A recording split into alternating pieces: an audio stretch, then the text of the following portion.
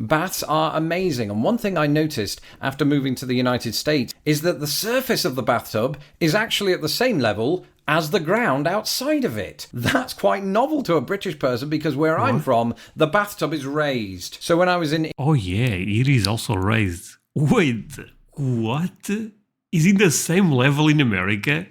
Well, friends, is this true?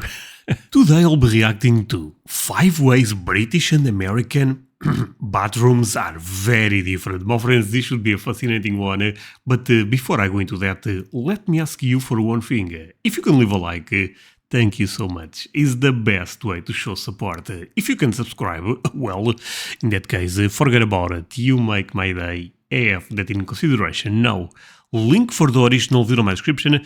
I love Lawrence. Show him some support. That said, well, let's play it. And I've also aged 10 years in that time, and it shows. My joints aren't what they were, so getting in and out of the bath was a bloody nightmare. What? Hello, I'm Lawrence, and I'm on a quest to uncover all of the memos that Britain and America lost in the pond. And one of those memos pertains to cleanliness. And one place that is absolutely synonymous with cleanliness, try saying that after 4 whiskies. I mean, I just did, but... is the bathroom. And believe it or not, I've not yet, in my 4.5 years of doing a YouTube channel on the differences between Britain and America, talked about the differences between British and American bathrooms. So that is what I'm going to do today. Okay, before we go into the first difference, let me say one thing. I love the random topics Lawrence picks to this type of videos. We are going to look at difference on bathrooms. You know, that's crazy, but I actually have no idea what are the difference. So as my bathwater gets deeper than the Marianas Trench, here are 5 ways in which British and American bathrooms are so very, very different. The taps. Yes. Any Americans that have spent any time in Britain and vice versa will know that the way in which taps are presented is somewhat different, or at least can be. So having grown up in Britain, I was so very used to the taps being divided, not politically, that would... Wait, okay, give me a second. Actually, my friends, I could be wrong, but don't you guys call this faucet or something? But let's go with taps. Yeah, this is a old style type of taps. You know what I mean? I remember when I was very young, when my parents lived in an older house, they had taps like this. But in the house I live right now, for example, is just one, and you can switch for both. And I think that's quite more practical. Is this still common in the UK? I bet Americans don't use this. Be madness. But in terms of hot and cold. So washing your hands in a British sink goes one of 2 ways. Either you could just fill up the entire sink with both hot and cold water until it is warm and wash it that way with soap. Extra work, granted, but it does save on water usage. There is that. Or you could be really lazy, switch on the hot tap, do this, realise that it burns you, switch on the cold tap to cool it down, realises that that stings in a different way, and give up halfway through and suffer the consequences of poor hygiene. Now, I should mention that is not entirely nationwide. There will be some bathrooms that unite the taps, and I was very happy to find after moving to the United States that it's not just commonplace in the US for that unification to happen. This is all sounding very political, needlessly so, but it's universal in the United States to have one central tap, or as it's often known in the United States, a faucet. And this alleviated a faucet. But let me say one thing. So the British way is the worst. Can we agree? I'm sorry, but it is. But the American way is also the one we have here in most houses, I would say. Is also not perfect. I feel like a lot of times when I go to take a shower, I find difficult to find the perfect place. You know what I mean? Because I have... So there is hot, that side is cold. And to find the perfect place is kind of difficult. Anyone struggling with this also? So many problems with washing hands. Now, I will find that I use far more water in doing so now. So again, there is that kind of give and take, but pound for pound, I'd prefer not to burn my hand off.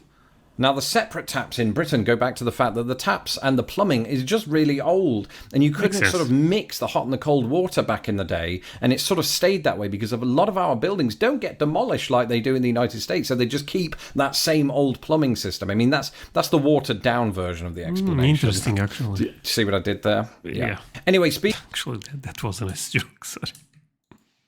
get demolished like they do in the United States, so they just keep that same old plumbing system. I mean, that's the watered down version of the explanation. Do you see what I did there? Yeah. So. Anyway, speaking of water, that brings us on to our next entry. The toilet itself. Okay. I don't know, my friends. I thought was the same. Whether you call it the toilet, the commode, the John, the loo, or the porcelain god, we can all agree that the toilet is one of the greatest inventions of all time, behind toilet paper, which I've just realised came after, as it always does.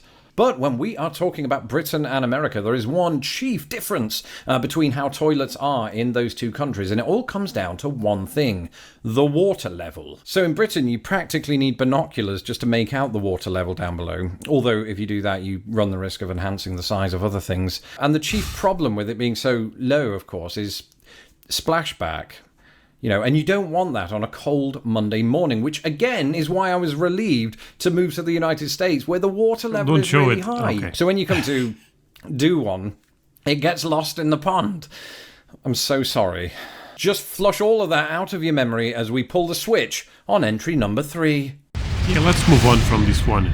That's right, both countries use bathroom lights differently, but before you get the idea that Britain is still somehow using, I don't know, the candle, it's not the light source itself, but the mechanism by which we light it. In the United States, of course, this is almost always done using the light switch, and while that is also the case in a lot of UK homes and hotels and the like, you will find the odd, usually distinctly odd, bathroom in Britain where that very mode is essentially just a piece of string that you pull until it clicks. This can be very confusing for a lot of people walking in and not having a clue what that does. And to this day, I'm not entirely sure why it exists, but, you know, in addition to a dripping tap and a comfortable bathtub, I'm tempted to believe that it was designed by a cat. And speaking of bathtubs, that brings us on to our final 2 entries. I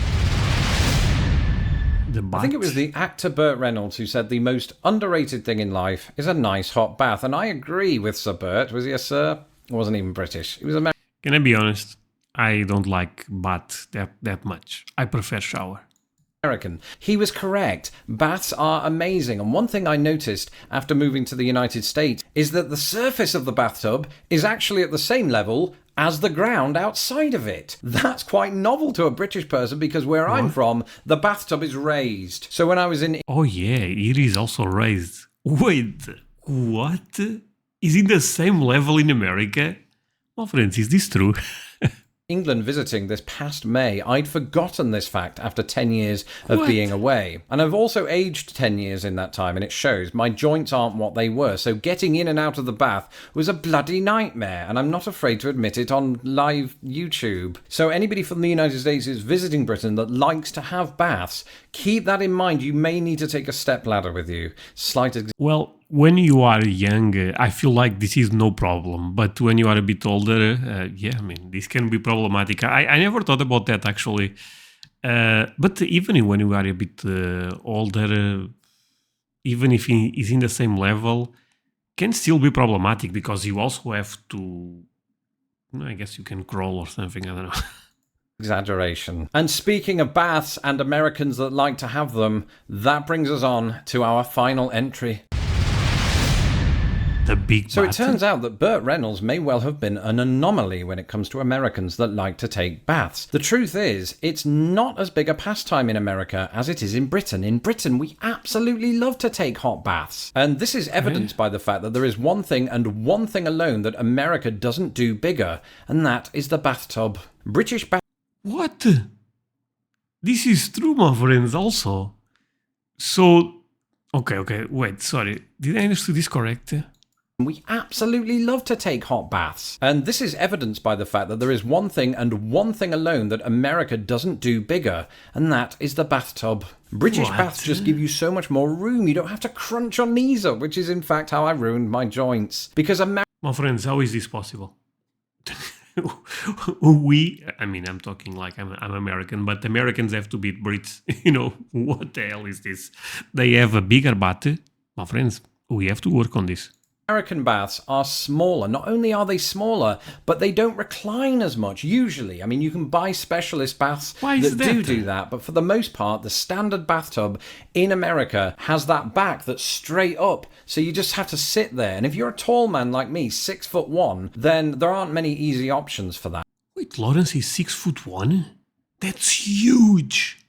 You just have to suck it up and take it. One of the reasons is that, firstly, Americans just don't value bath taking as much as they do over showers, which is, I was about to say fair enough, but I don't think it is. You don't know what you're missing out on. They listen to Bert. He knows what he's talking about. I mean, he's dead, so he's not here to speak for himself, but I'm speaking on his behalf. Bathtubs are amazing, and hot baths in them are even better. But the other thing... Okay, so it's fair to say that Americans like showers more than they like baths. I'm also with you, my friends. I also prefer shower, but this still surprises me. That it comes down to, I'm assured, is in the sort of real... That said, I bet in Texas they have crazy big bathrooms. Beds. Also bedrooms, but yeah.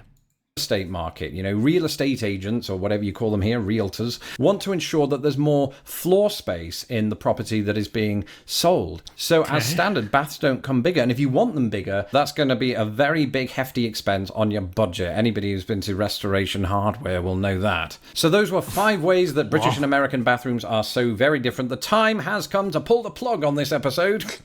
I'll stop now. Don't forget to hit the subscribe button so that my videos don't get lost in the pond or the toilet or what have you. And a big shout out to my patrons, without whose generosity this channel's success would not be possible. From the writing to the technical equipment to the Burt Reynolds shower curtain, every penny really helps this channel. If you'd like to become a patron of this channel, you can do so at patreon.com/lostinthepond. All patrons will have access to my secret live stream, and anybody pledging $5 or more a month will also get access to my secret podcast and more. Until next time, have yourself a nice bath, and I'll see you soon. Hey, thank you, Lawrence. Thank you for watching this episode of Distant Words. Don't forget to hit my stupid little face to subscribe, and please share this video with the world. Hit me up on Twitter, Instagram, and Facebook, and if you'd like to support this channel, please... Okay, let's relax this. My friends, thank you so much for watching. This was amazing. I mean, I really love the Lost in the Pound content. Lawrence does a tremendous job with this type of stuff, and he picks very niche things that this is not niche, but to talk about this, I feel like is so unusual, you know. But yeah, thank you so much for watching this with me. See you guys in the next one. Bye, my friends.